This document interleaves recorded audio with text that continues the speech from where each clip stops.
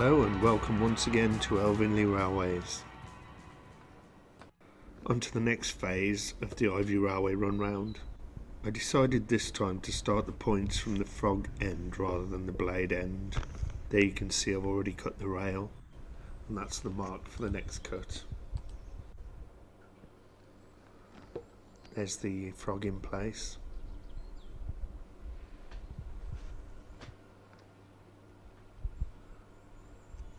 Just doing lots of measurements there. I originally put it slightly in the wrong place because I hadn't measured the rail at the far end of it properly, but I got it right in the end.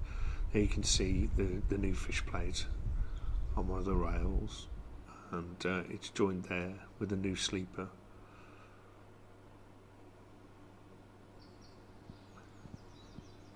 There's the second one connected as well. More sleepers appearing.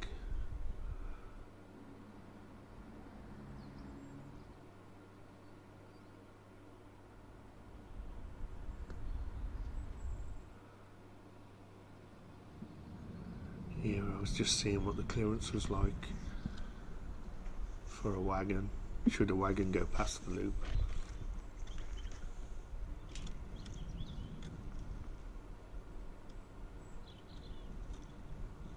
It's looking pretty good.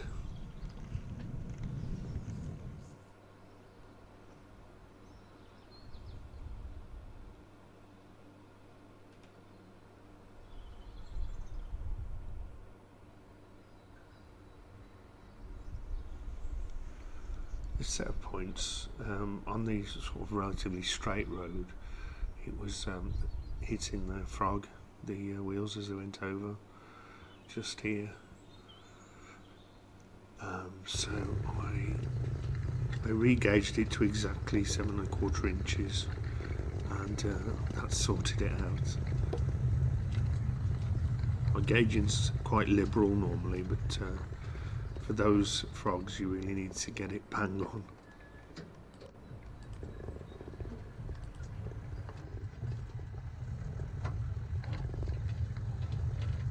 Thanks for all the kind comments on the last video, I really appreciate that. If anyone needs to know anything, or is quite curious about the railway, just ask any questions and I'll try to answer as clearly as possible. So it's time to see what the clearance was like for the loco.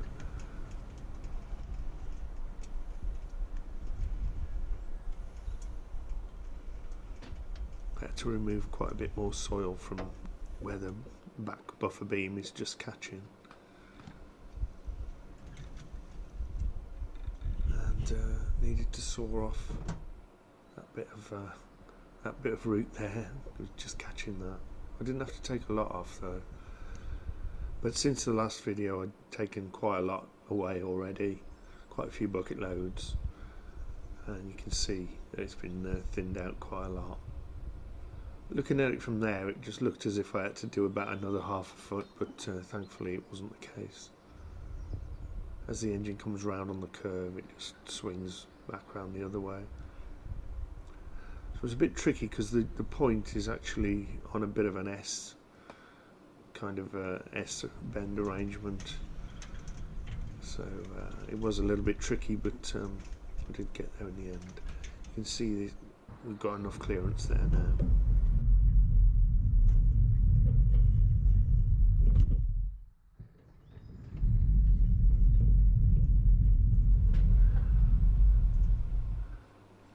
This is a little side note there, that was a sleeper I replaced. You can see what remains of the old sleeper there. It was just a mushy mess, so I don't think it was doing much good. This is a blade here which is curved, but it's curved the wrong way.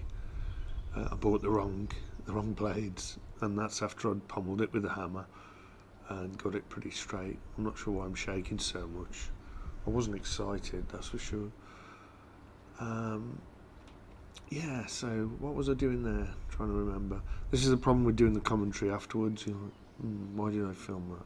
Yeah, I took the rail out, that was what it was. And yeah, I've got the curved bit upside down, which is going to go in there.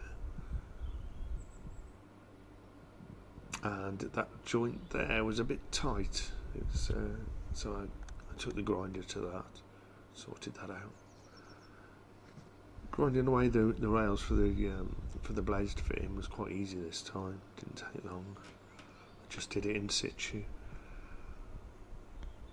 And there you can see everything's clear-coated up. There's the grinder, faithful grinder.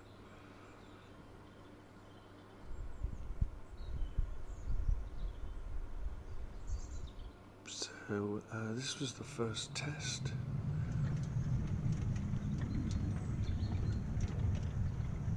I checked all the levels and everything and tried to be as accurate as possible, but it's still a bit scary when you first go over. If it had derailed there, it would have been a bit of a problem because I couldn't really get out. So I think all but this little bit here, it was fine.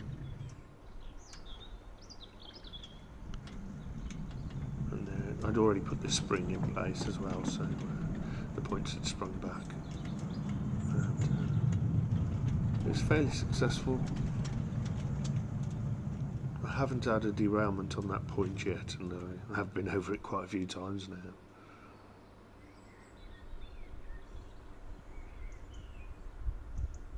There you can see the extent of the trimming that's been going on.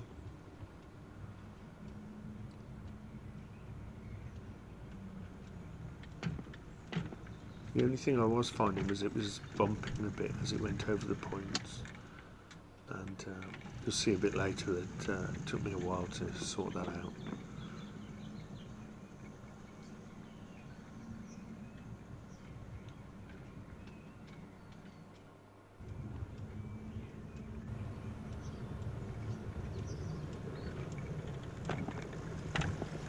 There you can see the point blade springing over as the engine goes past.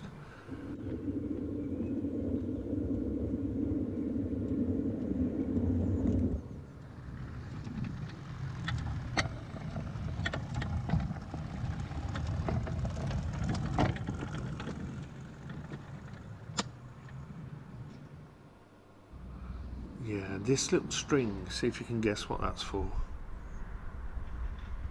This is a temporary solution. So I picked up the wagons, and this was the first time I tried doing an actual run round on the run round loop.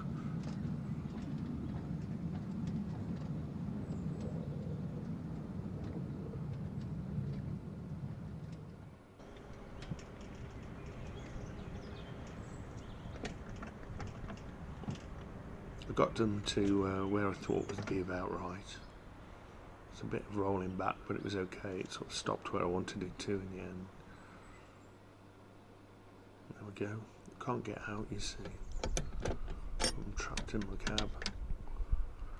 It'd be okay if I had someone else there helping, but if I'm on my own, I do need to do that.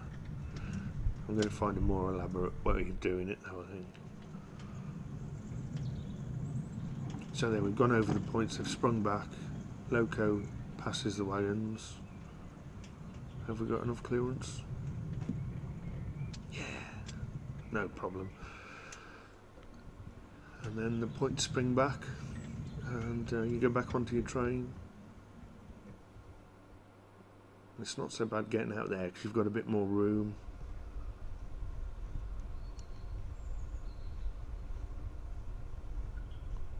I didn't collect the coupling bar.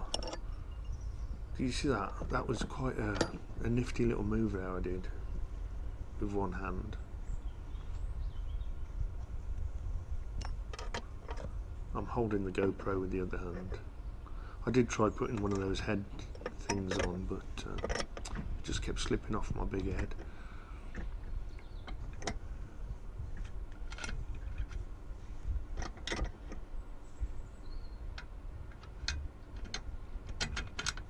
Good at that. And this is quite a long shot, this one, you know, so maybe I'll be a famous director one day.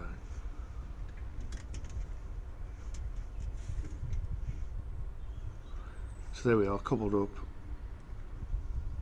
and ready to go. After the first run round on the Ivy Railway. For anyone new to this channel, the reason I've done this is because the other end of the railway there's a loop that follows round and back onto itself.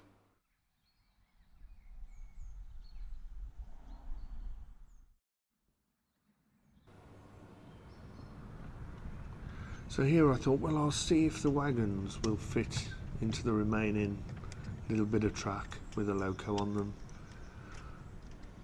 And they look a little bit dodgy as they go over here. They didn't derail or anything, but I found out later they were catching on some slate.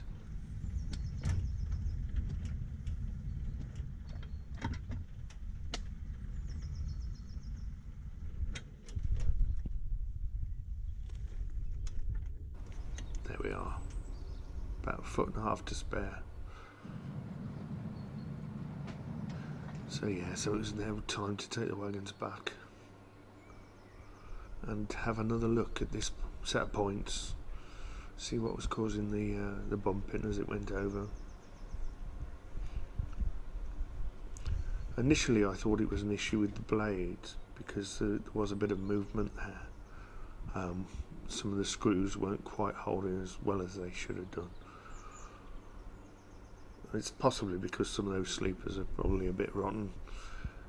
Yeah, you can see that was a bit loose, so I thought, well, maybe it's just hitting there, and I tightened up the fish plate. Oh yeah, another little side note here. That's for the last point, set of points there, which is the frog is going to go there or thereabouts. It should line up nicely with the turntable. Just pushing the wagons in here.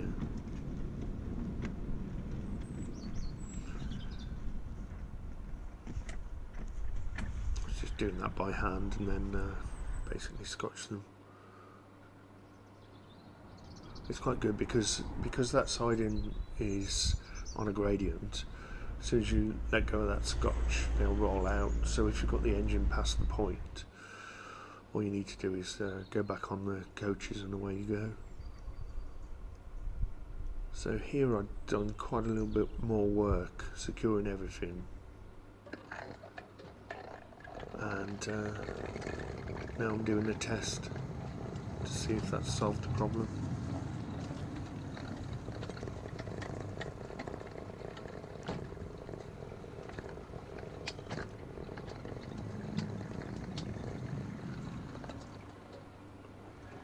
It hadn't solved the problem.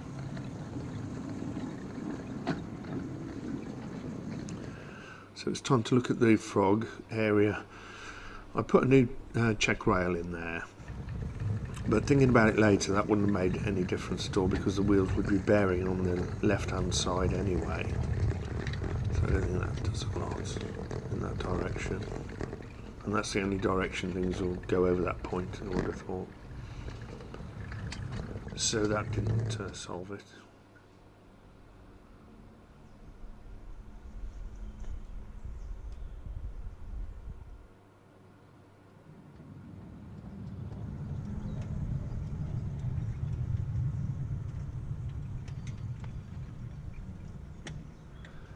In the end I worked out that it was definitely the wheels hitting the frog where they shouldn't have been. There, you can see where I've filed it there, just to give it a bit more room.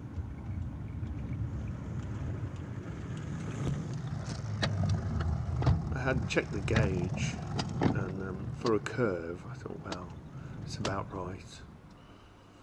But in the end, I had to move it in about 2 or 3 millimeters. Gave that a bit of a file, and in the end, that sorted it. Got to be very exact with these frogs. It's basically the same issue that was getting the other side as well, but all seems fine now. It seems to go over there without any bumps. It's quite smooth, which is good considering how sharp it is. Very sharp, very sharp.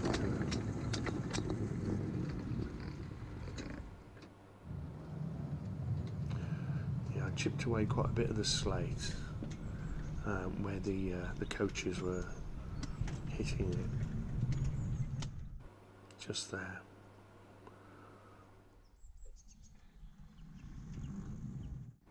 And then slightly later, the casters for the turntable turned up.